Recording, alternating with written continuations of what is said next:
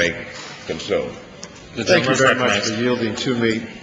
History is important because it informs us of events of the past so we can learn from those events, not to make the same mistakes or to follow good examples that turned out to be successful.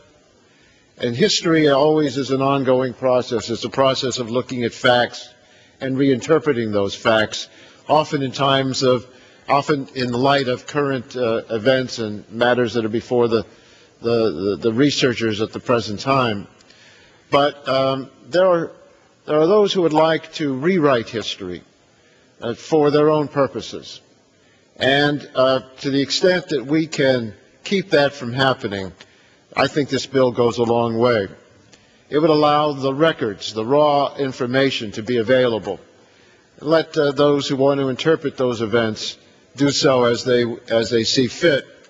And in doing so, by making these records available to scholars and the public, we can find out the information that we didn't know at the time the events were taking place, what motivated certain decisions, what other factors were being considered, what was going on that led to certain conclusions.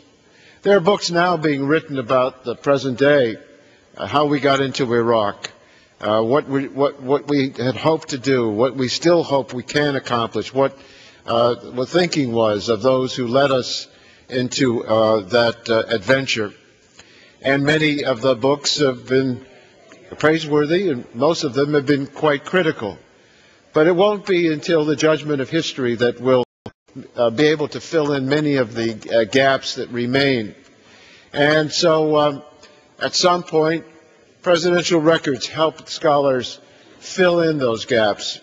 That's why I think it's so worthwhile to have this information available, at least at a time when there's some historical perspective.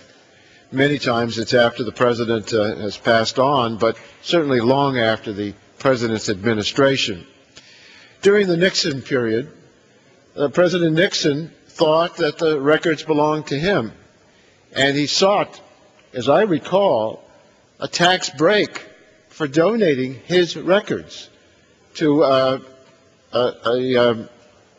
nonprofit organization.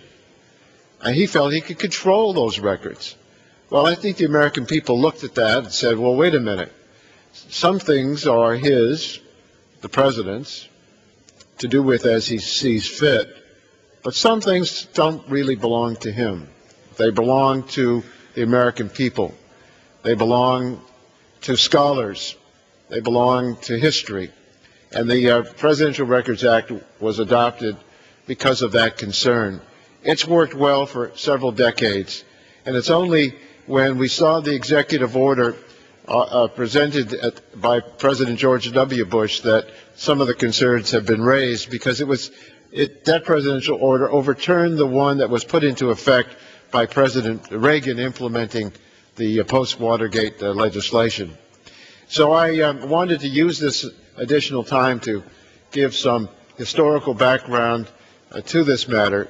We heard from many scholars, as the chairman of the subcommittee indicated, who set out the reasons why they thought it was important to be able to get this information.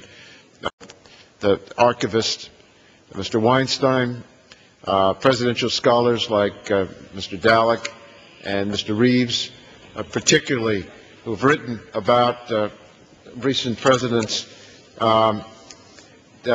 urged us to adopt this legislation. And I'm pleased that now we are considering it, and it's important. It's a good government bill, and we're doing it in the appropriate way, in a bipartisan spirit where we've worked together in the committee, and I commend all those involved. And I know now, because I've just been informed, that the next bill is ready for consideration of the House, so I would yield my time back to the chairman of the subcommittee.